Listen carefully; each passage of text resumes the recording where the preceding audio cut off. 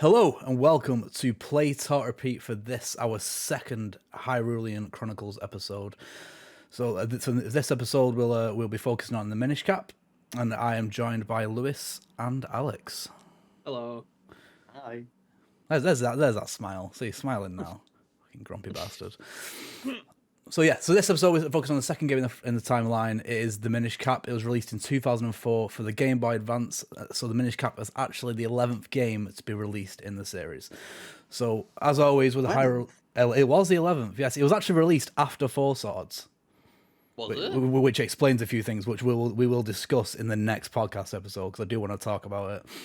Okay. Interesting. Yeah. So first, as always with the Hyrulean Chronicles, I'm first going to cover the story between the Skyward Sword and the Minish Cap. Okay. So first things first, we need to cover the story between the last game we played, Skyward Sword and the Minish Cap. There were actually 3 entire eras between the two games. The era of Chaos, the era of Prosperity, and the Force era.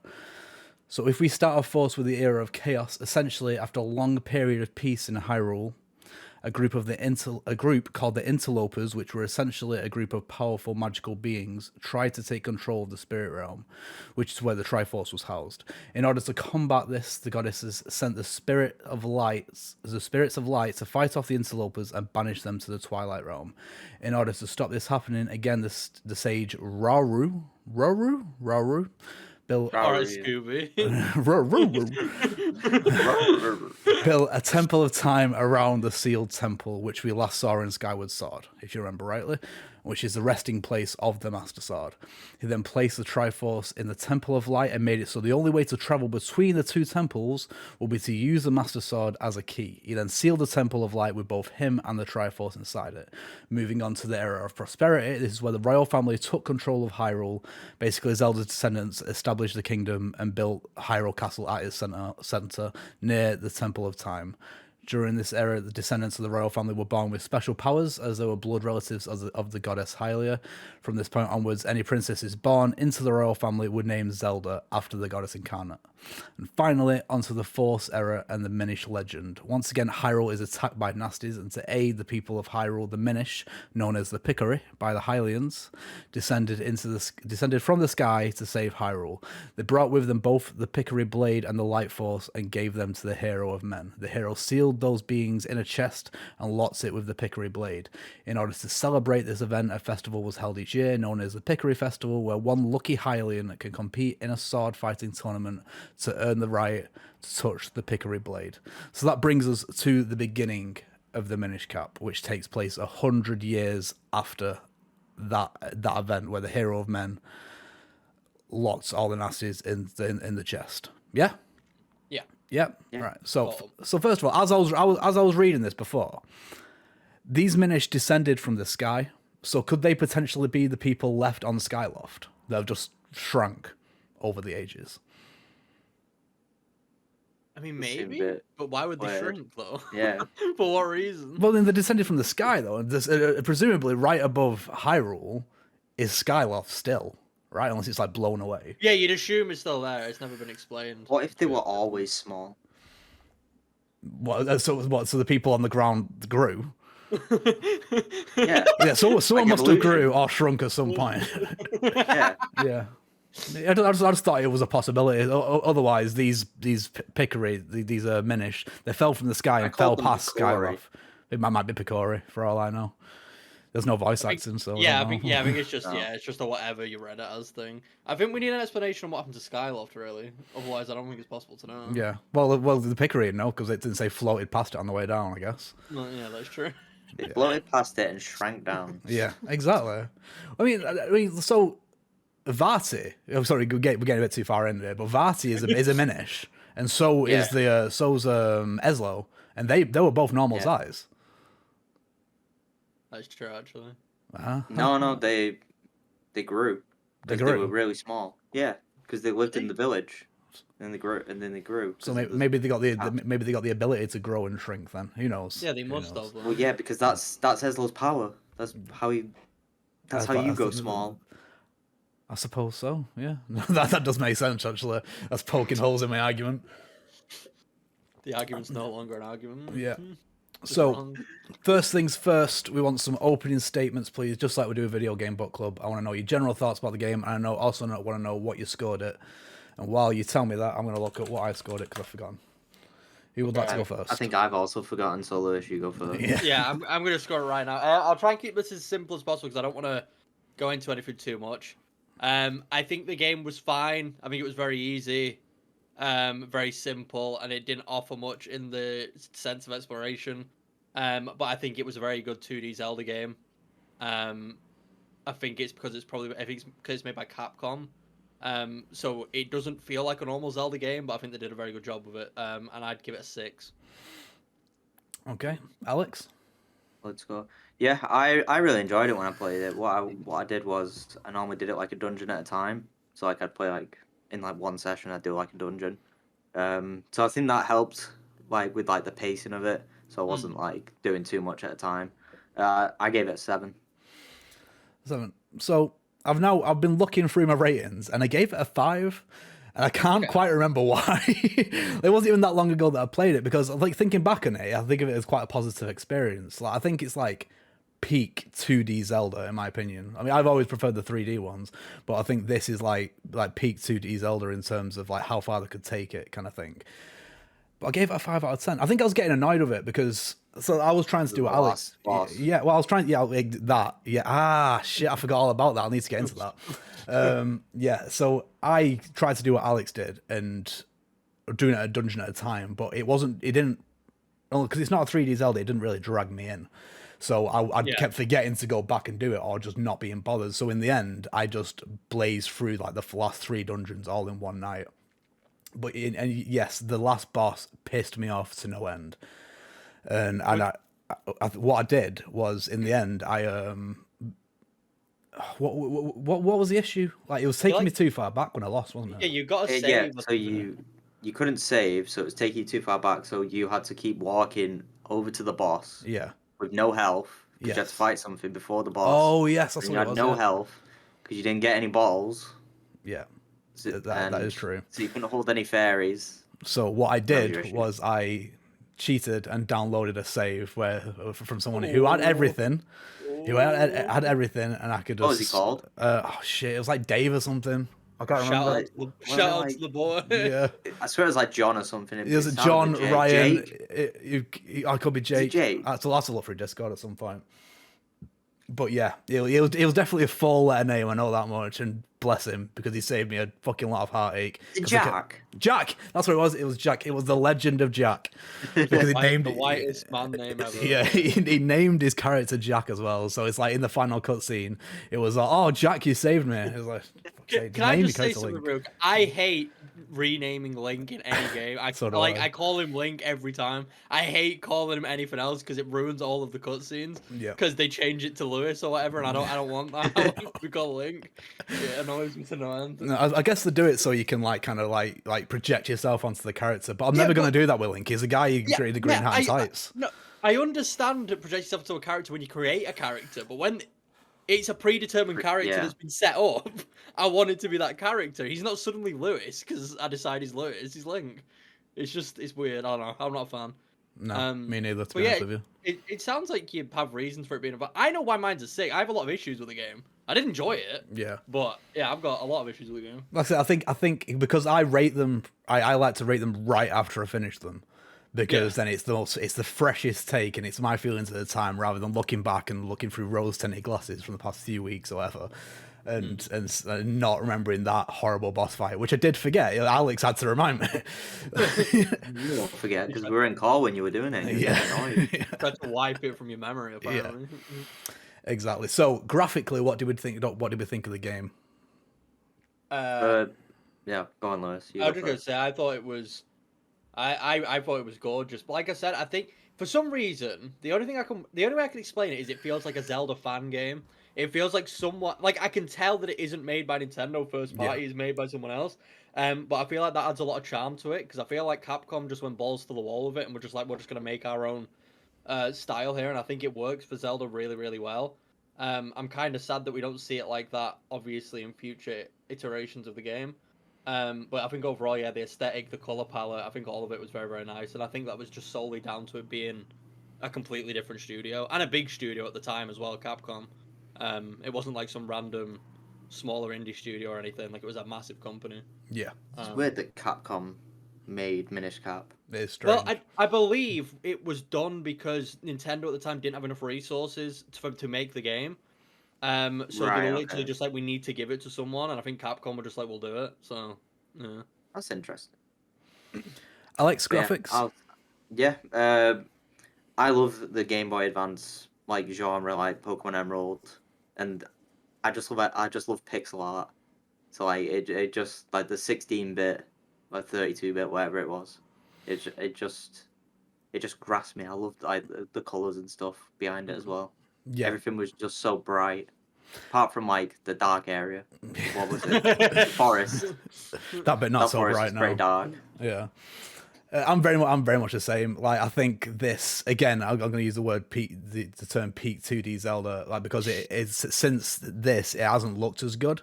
Because after this you get your Phantom Hourglasses and your Spirit Tracks, and they look janky on the Yes. DS. Yeah, Thank you. yeah. I mean, like Link Between Worlds look good again, but it's not as charming as pixel art. It's the same with I love the style of Link's Awakening. They re-released it on the Switch, but it's never going to be as good as pixel art. It'll never be as colourful. Yeah, as yeah, ever. never. Yeah. And it's interesting this because this model of Link really it looks like Toon Link, right? It's Toon Link basically. Yeah. Yes, It's Toon Link, and it's Toon Link before Wind Waker. This came out before Wind Waker, didn't it? Did it? 2004 this No. came out. Wind Waker came out 2002. Yeah, I think. Maybe I read my dates wrong, but Wind Waker came out, I'll do a quick fact check, came out 2002, yeah. And 2002. Minish Cap came out 2004. Right, sorry, yes. Sorry, this was a point for the next podcast. Anyway, ignore that. put that in the wrong notes entirely. But yeah, it looks really good, and I like that style of Link. And like, I know there was like issues when Toon Link first came out, people didn't like it, but I think it really suits the character when it's a 2D game. Yes. Yeah. Like, I think it's absolutely perfect. So I know you've got some issues you want to talk about, Lewis. So let's talk about any glaring issues with the game. I feel like mechanically there's some parts of the game that causes the game to suffer, specifically in like the exploration side of the game, and something that leans into that being the what they call the kinstones. Yeah. I really dislike the kinstones. I feel like it turns a game that could have been full of exploration into a game where you pretty much just have to solve a puzzle in order to unlock the exploration. Which I just don't think is a right fit for Zelda in general. Like, all of the Kinstone things just felt unnecessary. Like, I could have found the thing it wanted me to find myself without having to Without stick the together a Kinstone. coin, yeah. Like, it's very stupid. I think it's implemented poorly. Yeah, It was annoying as well, because I agree with you on that, because you could have solved the puzzle, but you didn't have that half of the Kinstone. Exactly. So it was just sort of like, well, what am I meant to do now? Because I've got to go hunting for this other Kinstone piece. and it was an It would issue. have been better if it was just like, yeah, talk to him. It was an issue as well It because felt like a every waste of a single button as well on the controller. every single chest had a Kinstone in it, like almost Yes. every single chest, and you never had the one that you needed. And Yeah. you, It caused a lot of issues for me. I just felt like it was very poorly implemented. I could tell they were trying to do something cool, with it, but yeah, it just felt like it prolonged stuff and just it just sort of made the exploration just feel a bit weird. And going on to the exploration again as well, I felt like a lot of the areas, for the most part, were you solved a puzzle to unlock the area, you went to the area, and then never returned to the area, so it didn't feel like an open world or some way that you actually explore. You just sort of had your main part, you did your puzzle to unlock your next part, do the one thing you need to do in it, and then you just dip and then leave. And because of that, I don't know, yeah, the exploration was definitely lacking, and that's what I want in Zelda. I want it to feel like this big world. And I like... It depends on the game, because backtracking can be an issue for me, but I like returning to these previous areas and finding things, or like opening up things that maybe were open before. And I feel like the Kinstones and the exploration in general definitely affected that and ruined it a little bit. Yeah, definitely. But that's my biggest issue with it. Yeah. Alex, issues? I'd say the only thing is not having a map on the screen was like a big thing as well, because you'd have to keep opening up your menu and then like scrolling across. And I think the Game Boy Advance like maybe held the game back a bit, if like, because you had to keep swapping between all the different like items and stuff. like especially with the Kinstone taking up the L button, that could have easily just been like the Pegasus boots. Like you Yeah. could have the Pegasus boots being like the double tap. Mm. I feel like that could have been another button for because I know R was roll, and you only had A and B, so it was annoying. Like you could have like parts where you don't even have your sword, Yeah. so that was Yeah. kind of annoying as well. I just want to add on to that real quick. I think credit to him. I do agree with you that I feel like it was held back due to the console it was on, but at the same time, credit to them. It does feel like a Zelda game on portable. Like I imagine playing that as a kid, it would have been incredible. It would have felt like a console Yeah. experience. But yeah, I do agree that Definitely. yeah, it was definitely a bit cluttered, and they definitely pushed it to its limit, being on the console that it was on. Oh, But 100%. I guess that's the most you could ask for, though, if you wanted like the closest to a console version of a Zelda game, I guess. Mm. Yeah. So for me, so obviously the main gimmick in this game, like the main like change, is the fact that you can shrink yourself and make yourself small and go into like the pickery villages and things like that. But I feel like it was milked a bit. It was overused, and it's like most particularly glaring in boss fights that require you to shrink. So Right, you'll stun the boss and you'll say, right, okay, you wait there a minute. I'm gonna go fuck off over this tree stump, shrink down, and then come back so I can climb inside you. It's daft. Like it brings like those kind of fights to a halt. Like some of the puzzles for it were really good, and I liked like the way it was used in the overworld, but I don't think it should have ever been used for a boss fight at all. I mean, I feel like it was always going to be used like that, though, just 'cause it was the main gimmick of the game. Yeah. Like, if they didn't use it in Yeah. the boss fight, I would have felt personally that it was underutilized, because realistically, all you'd use it for then is just exploring the villages and going into the small versions of stuff. So I don't know. Well, I maybe feel like it was yeah. necessary. Maybe They could have maybe it can implemented be it done into the better. combat better. Yeah. Yeah. Like it's like in Four Swords, the next one we do, it's the shrinking's done via an item. It's just an item Yes. rather than having to go to a different part of the screen and shrink down and then come back. It just seems like a lot of faffing. So Yeah, it could have. I was no, gonna go on, say it Alex. could have been Yeah, go on. like at like a certain point, like during the boss fight, it could have just like forced you to shrink or something. That might have like helped it. Yeah, I'm with you. That might Yeah, have been, yeah, like, a exactly. good Like it solution. shrunk you instead of you having to do it yourself. Ah, right, okay. Yeah. Yeah. Would have been good. So more thoughts on gameplay, really. So for me, it is just basic Zelda. I think having to swap items constantly was a ball ache, but as you've already covered, it's a limitation of the system, Yeah. not the game. You've only got two buttons, so you're always gonna have to swap in and out. What I did like was the fact that you didn't have to have a sword in you though. Like so the other games would have forced you to have that sword and you can only swap between the Yeah. other items, but I like the fact that you could just swap whatever hand you want the sword to be in. You can have two different items if you want. It just made it slightly easier, especially when you needed to use two different items. They must have done that because they knew it would be annoying, like Yeah. limiting you to only one slot. So they must have just been like, "Yeah, go for it." Yeah. Any more thoughts on gameplay before we move on to the story? I've got positives. But Oh yeah, here's of them. I will say, I do think the item selection in this game is some of the best in any Zelda game. I think they've got some really cool items in here. Yeah. Like some really, really unique items, especially ones that we'd never seen before. And I'm pretty sure a lot of these don't follow up in future games, from what I remember. Yeah, they might be exclusive.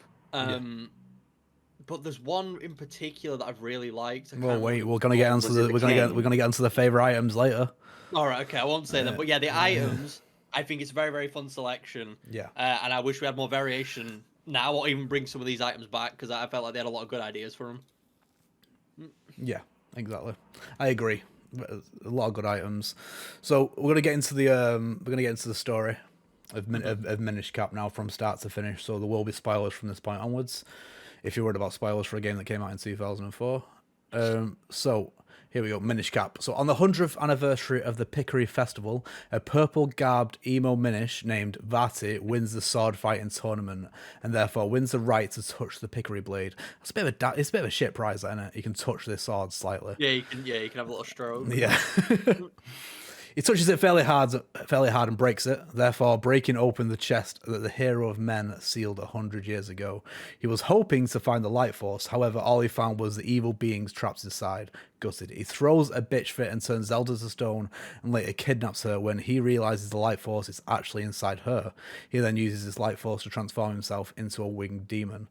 Link, Zelda's mate and local blacksmith, is enlisted by King Daltus to have the Pickery blade reforged by the Minish so the curse on Zelda can be broken. Apparently none of the warriors of Hyrule were available. I don't know why. What's explained in the story why he just chose some random blacksmiths? I wasn't sure on that. He's just there. It Just might have just there. been because it was the blacksmith, so it's just like logical to go to. I don't know. I guess so, but adventuring's not really a blacksmith's game, is it? Anyway, so on his adventure, he finds a green talking hat that has the appearance of a bird. This is Eslo, a Minish sage and Vati's former mentor. It turns out Vati gained his power by stealing Eslo's mage's cap, which can grant its wearer any wish. Link travels through Hyrule, conquering dungeons in order to collect the 4 elements and infuse them into the Picori blade, creating the 4 sword. Link then uses the 4 sword to vanquish Vati, takes the mage cap and lifts the curse placed on Zelda. I need to proofread these. The mage cap is used by Zelda to return Hyrule to normal. Eslo returns to his Minish form, and he returns to the Minish world, and everyone lives happily ever after. So what do we think of the story? Yeah, you go, Alex. Actually. Yeah, I think it's fine. It introduces Vati because I know he's like a big deal in like the Four Swords games. Yeah. And Yes. that's all I know. I don't know if he's in any other games, but it's a good like introduction for him into the the story. I think he's in Four Swords, and then he's in Four Minish Swords Cap, and then Adventures. Four Swords Adventures. Yeah. I don't think he's in the DS games. Not that I can think of. No, I can't no. remember I'm pretty sure it's just those. Right. Okay. Which is a bit Yeah, weird. he's a fine enough Yeah. villain. His motive is a bit dumb. I can't remember what it was. I'm not gonna lie. No. If I can't remember what it was, then it's a bit dumb. Yeah. Just general conquest, I think. It was just evil for being evil. No, Yeah. Not the main thing. I don't remember. I think he just picked up the hat and he was just like, "I'm gonna be evil."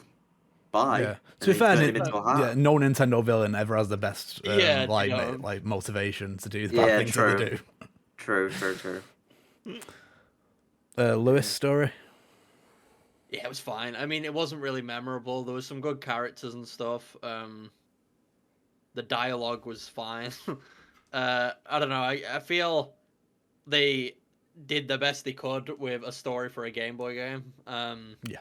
I think their focus was definitely the gameplay over the story. The story was like, it was just something to get you through. I feel it wasn't anything historic or anything groundbreaking. It was just a very basic. Here's a villain. Here are some fun side characters. Get to the end. It didn't leave much of an impact personally. Yeah. I think it's a really great example of like what a self-contained Zelda story can be. Like it's not. It's all about like the here and now rather than focus it like so. Breath of the Wild is all like 1,000 years in the not Breath of the Wild. Skyward Sword. It's like you're going through time and all that kind of stuff. Yeah. It's very much like a local adventure kind of thing rather than this massive realm. It's very compact. Expanding thing. Yeah, it's compact exactly. And I think it like you say, it introduces Vati instead of relying on Ganondorf. I think he's a good little side villain.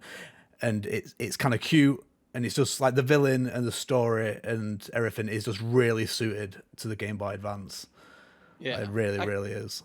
Like, it feels very Zelda, which is a good thing. Like that's one of the good things about it. It does feel very Zelda, regardless of how minor the villain is and how we never see any of these characters again for the most part. It does feel very Zelda, and they did a good job encapsulating that for this small story. But yeah, it just wasn't overly impactful. I wouldn't ever play it again for the story, like ever. No, I couldn't be less interested. Yeah, it's like I say, it's just cute. It's yeah, I liked it anyway. It was good that Capcom took it and took their own like spin on it, rather than just following the template kind of thing. I think it is. Yeah. I think it's different enough to say that at least. Well, that's why I'm excited for which I still don't know how we're going to do this. I've discussed with Alex a couple of times, and I won't discuss it too much now, but I'm just going to mention it real quick.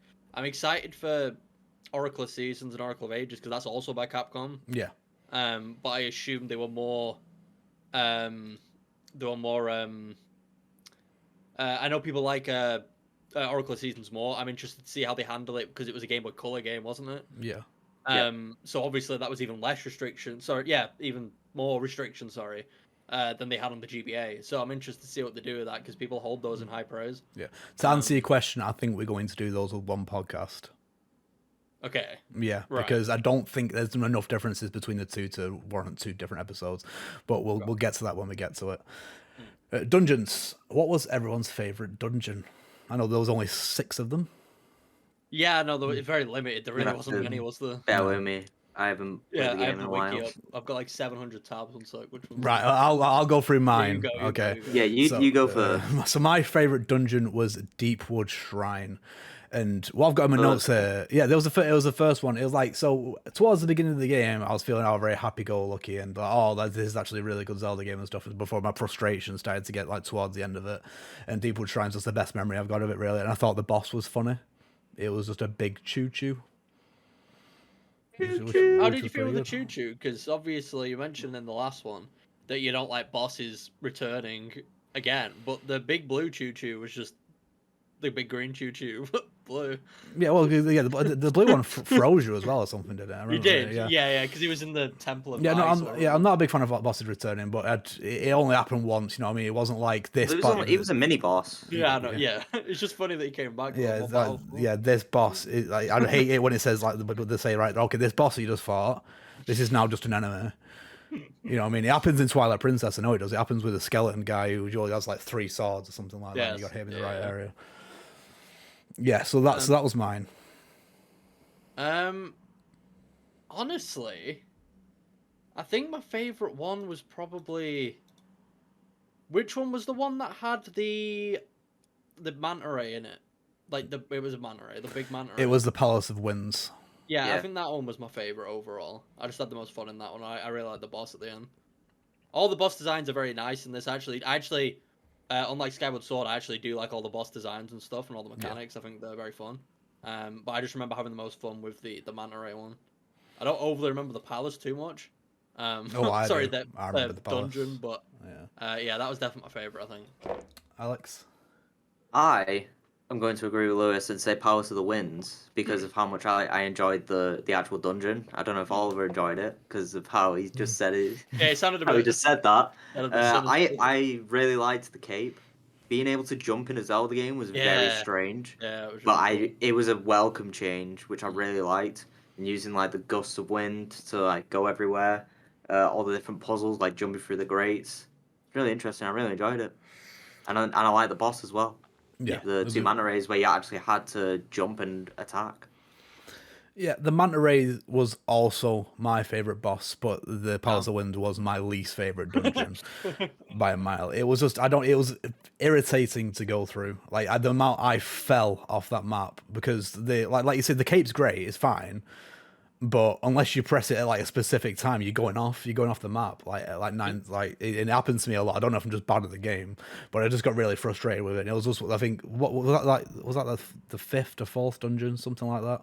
4th or 5th? No, the 5th one. No, the 5th one. It was the 5th one. Yeah, so I was getting to the point where I was getting more and more frustrated with the game. This is why it led it to a 5 out of 10.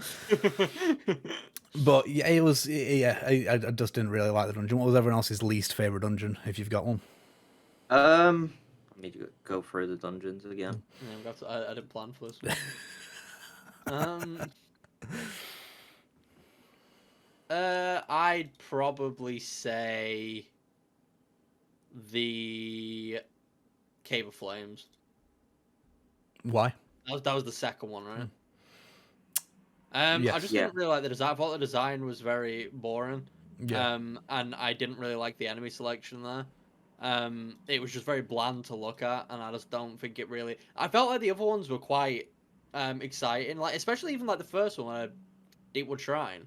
I thought that was very pretty to look at and a very fun dungeon. A lot of the dungeons for me, in this game in particular, are a bit messy because I like my dungeons being somewhat challenging and somewhat like thought-provoking. Yeah. And none of the dungeons in this game do that for the most part. They're, at least to me, they were incredibly simple. and very, very easy to figure out. Like sometimes after a Zelda dungeon, like I feel winded with how much like brain power I've had to use. Yeah. Or like I've spent like 30 minutes trying to solve something that's incredibly simple, but I didn't really get that with any of these. It was pretty like straight run through, from start to finish. And I just felt like the Cave of Flames offered the least for me in terms of like enjoyment. Yeah, what annoyed me about the Cave of Flames as well is it has that stupid fire mechanic that you get in some games where if you touch fire, you will fuck off at the speed of light to the other side of the screen. Oh, I'm so annoying. And there's just no way to stop yourself from getting hurt again because you're just running into everything. It's really annoying. I hate it. Alex, least favorite dungeon. Mine was the Fortress of Winds because I thought that was didn't your know favorite. where I was going half the time. No. This is different. I swear it was, wasn't it? No. 1 second. This is the third dungeon. This is the first. Where you get the mole myths. Wait, so what's the fifth dungeon called? The Palace of Winds. Palace. Wait, so there's a cave. Oh! Oh, is there 2 winds? There's the Fortress of Winds. Yeah. I was talking shit. about Palace of Winds. Yeah, okay, yeah. He's right. It's the one where you get the mole myths. Yes. Right, we're on the same page. I'm with then, you. right. I'm with you. I hated, like, every room pretty much looked the exact same. I didn't know where I was going some of the times. I hated the fact that when I used the mole myths in an area and I left and went back, it would all respawn. Yeah. That infuriated me to no end.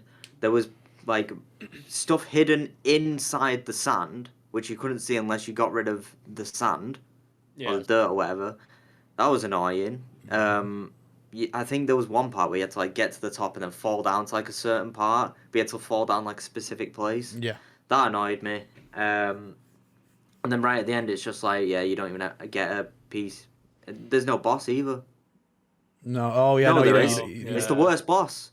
It's the hand boss. Oh, the hand boss. Yeah. That was the worst boss. That's one way you had to go small and climb inside it, right? Yep. Yeah. You had to attack it with. Was it with the bow? You had to shoot his hand. Yeah. You had to go small. You had to go inside the hand, and then you had to use the claws to like swipe to find the switches, and then hit the switch, and then you get kicked out. Why do Nintendo games have these weird hand bosses? It's always a head with I don't know. Got Yeah, the there's hands. Mario 64, Yeah, it's like tradition. I don't know why they do it. Ocarina of Time. Yeah. Yeah. No. But yeah, that was my least favorite. I dislike that one as well. The more you speak about it, the more it's coming back to me how much everything being hidden in dirt it was annoying. Like, it really was. I must have backtracked about 4 different times, and then I didn't know if I was doing stuff right, if I was like sequence breaking or what, because like annoying. Yeah. So items. What was everyone's favorite item? Does anyone want to go first? 1 sec. Let me. Look I'll at go the first items. again. So my favorite item was probably the 4-sword itself. So yeah. That's so cheating. yeah, that's not cheating. That's an item. Obviously once you've reforged the Minish Blade and you can you can use the 4-sword to go on panels on the floor and actually like change into like 4 links that all move together. And I just thought it had some like really cool like puzzles that use that. You have to be really careful sometimes because you have to move 4 links without kind of like getting rid of them by hitting a wall or anything like that. And I think is it the last boss Vati who uses the 4-sword a lot in his boss fight? I think it is because you like in one of the phases, yeah. Yeah. In one of the and in the Palace of Winds boss as well, because they want you to go. You have to like do like a pattern. Oh yeah. Yes. You stand on the back of the jellyfish. Sing Ray. Yeah. Ray. You got. I just thought it was a really cool boss mechanic. I really liked it. Did anyone think Varty's phases were weird? By the way, did they think that the scaling on the phases were weird? I felt like it was kind of hard, and then really hard, and then the last phase was just not hard at all. It was really weird. Yeah. It's like it was like, right, I'm really hard, and then it didn't really. Yeah, it felt. Is that what it's like Alex? Yeah. It felt like it should have been the Like- opposite way around. I don't know. The game shouldn't make you struggle at the beginning of the fight. I don't think, and then just tank the end of the fight. I don't know. It just felt a bit weird. Yeah. But I just wanted to bring it up since you brought up fight. My favorite, I think, was the Cane of Patchy, the one that turned the ground into the bouncy like trampoline. Yeah. And flip stuff over. Mainly because I just thought it was a really stupid item, and I thought it was very fun to use. it was fun doing the front flips. Yeah, exactly. Going back to before, like I just felt like it's an item that we just haven't seen really, like ever, and I Yeah. just thought it was very fun to just spam and just use. It didn't feel Zelda, but it felt very Zelda at the same time. Like it felt so Zelda. And I don't know, I just really appreciate stupid stuff like that. I thought it was a very fun item. Yeah, I guess the evolution of that item would be like the sailcloth in Breath of the Wild, where you go over a vent or Yeah, something yeah, like that and it yeah, shoots you yeah. up. Alex? Is it Alex? Yeah. I didn't know if you were finished. That's why I No, no problem. brief pause. Mine was probably the Gust Jar because I really liked the Ooh. way the puzzles were used with it. Like how you had to, like, say again, you could use it like as an example of like Wind Waker. It's like a sail. Like you had to blow yourself with it. You could like get rid of dust. You could probably Oliver, funny, haha. Twice he's done that now. Doing it on purpose. Yeah, and you could also like launch yourself over gaps with it with the mushrooms. Yeah, that was cool. I just thought it was very again a Zelda item that you wouldn't think it's a Zelda item. Yeah, and it's not returned in any other Zeldas as far as I know. That's what I mean. Capcom just had a lot of fun ideas. It was very fun and felt right to the game. It didn't feel out of place. Because all these other items, like including like the cape and stuff, we don't see them again in other Zelda games. Well, other main Zelda games. Like, yeah. Yeah. So what should I assume like one of your least favorite items was that the mole mitts, Alex? I mean, in the dungeon they were. Yeah. Mine are. I hate the mole mitts. It's tedious. Yeah, I'd probably say the mole mitts as well. Yeah. It doesn't offer much. There's nothing else that was really like bad. The remote bombs were annoying. I never got them. Yeah, I didn't use them. Oh, I got them. They were pretty poo. I'll take your word for it. It sounds like it'd be annoying. Yeah. I thought you had to use them for a puzzle. So I had to get them. No, I never got them. So you had to get them. You definitely needed the mole mitts, but you didn't need. Well, mine's remote bombs because they were pretty poo. Yeah. And they replace your normal bombs. Oh, do they? Yeah. Oh, right. Okay, yeah, that sounds shit. That sounds really bad. But it doesn't. It just add the ability to explode them when you want them. Want to explode? No, you swap them. Wait, what? So you don't have normal bombs anymore. Oh yeah. So what's the difference between the bombs and the remote bombs? You just set them off. Yeah, you have to do it yourself. Whenever you want. Right, you throw it and then set it off whenever you want. I would have thought that'd be a plus. No, they were annoying. Sometimes you just want the game to blow your bomb. Yeah. So Kinstones. We've already talked about Kinstones quite a bit, so we're not going to go on to too long. Did we fuse a lot of Kinstones with people? So Kinstones, just for those who don't know, are the people in Hyrule. Like basically everyone's got half of a Kinstone, and then you've got to find out in the world, and they are fucking everywhere. The half of the Kinstone that matches those, and when you do that, a part of the map will open up, or an item will appear somewhere. Did we fuse a lot of them? I did it for quite a bit, and then I just realized that I didn't like them, so yeah, I just sort of stopped caring. I'm pretty sure most people, because I like looking up what other people think. When I've played something, I think the general thing is most people don't like them, and I think most people just agree that it limits the exploration and just sort of ruins it. And I don't think there's even a good reward for getting them all, from what I understand. So I don't think there'd be even any reason to do it, like to fuse all of them, because I think the game implies that you should do it, and I don't think the reward is worth it. I just don't like them overall. I just think they're very boring and just not introduced very well. Yeah, no, I was very much the same, to be honest with you. If I saw the prompts to fuse a Kinstone, I would fuse a Kinstone. But I would, basically never go out into the map and find that thing that I just opened. Because it's too much hassle. If I walked past it, I probably wouldn't have even known. Like, if I'd walked past a cave that I'd opened with a Kinstone earlier, I wouldn't have fucking recognised it from another cave. Yeah, it's by far the worst part of the game. Like, 100%. Do you think it's weird that Link has all the left pieces and everyone else has all the right ones? You didn't get like a mixed match. Is that true? Strange. Maybe. Yeah, you always had the left part. Well, if you turn a right part over, it's a left part. Not really, because some of them was just like a little pizza slice, and the other part was like the rest of the pizza. So you can't really turn it around. I guess you're right. Yeah. Get stuff. The point is, they're just trash, and I don't know if anyone if you do like them, let us know down in the comments, but I can't see anyone liking them. They're just not very fun. No. My opinion on the Kinstones was just have something else. Something else? There you go. Cake? No, Cookies? just have the items there in the first place. Oh, yeah.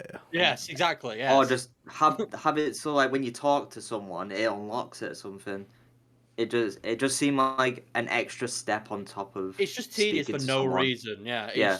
it's just to add time to the game. Maybe it's because the game is quite short to begin with. Maybe they just wanted to Artificial give you something game to do. length now. Yeah. Yeah.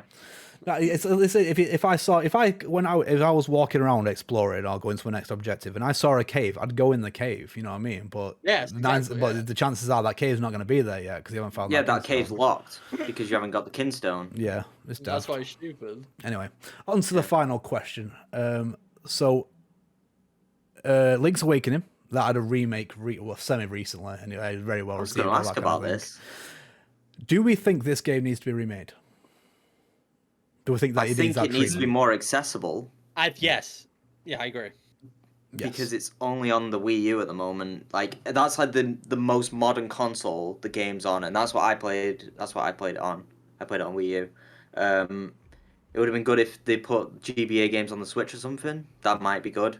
Yes. Or a remake like Link's Awakening, because then it would fix our issue of the more buttons like they did with Link's Awakening. They have a specific button for sword and shield, and then have like L and then X and Y for other items. I think that would definitely help the game, and then maybe the art style would be similar to Link's Awakening or something different. I think it would work. Yeah, I've wrote down basically that it's just a case of make it available on a current platform. That's it. I don't think it needs updating at all. Really, it's especially not in terms of visual. I think it looks fine just the way it is. It just needs to be playable.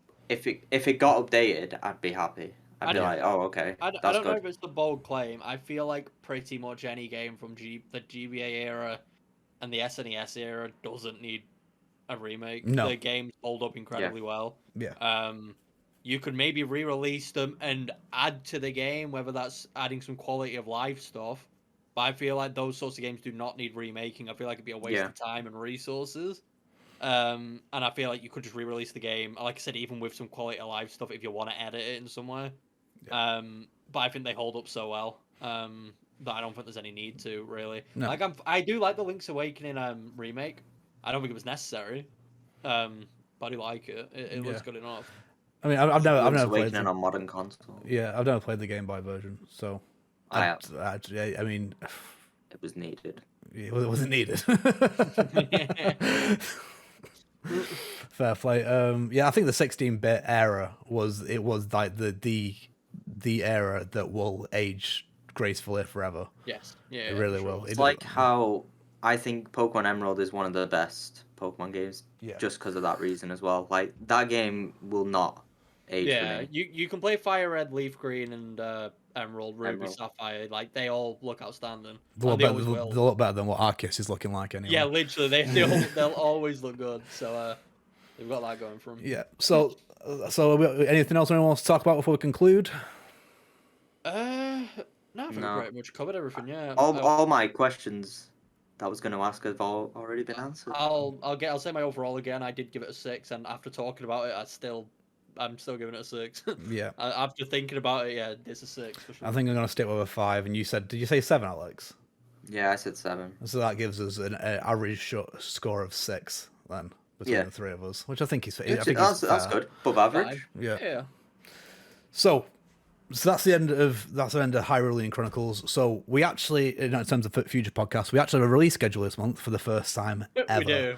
Yeah. We're so this is going out on the 13th, I believe. So on the 15th will be the news and discussion episode. On the 20th, it will be the second episode of Niall's A to Z of Game Pass. On the 27th, it will be the third episode of Chronicles of Hyrule, which will focus on Four Swords. And on the 31st, we are doing our video game book club, which is unfortunately Disney Pixar's Cars. Oh yeah, it is. Yeah, it is. And just to clarify, so people don't get excited, Four Swords. Not Four Swords Adventures. Four Swords. What did I say? Four Swords Adventures? No, No, it's just I want people No, to know. it's just very because confusing. Whenever people say Four Swords, they always assume Four Swords Adventures, but there is another game that is just Four Swords. So just yeah. Four Swords. So finally, we're also making a big push on Twitch. We're almost at affiliates, so please jump over to twitch.tv/play.repeat and check us out. We're streaming almost every day. I'm playing a lot of Clone Hero at the moment. Alex is playing Fire Emblem. And finally, for everything Play Talk Repeat, check us out on our socials. We are at Play Talk Repeat everywhere. But until next time, we shall see you later. Bye bye.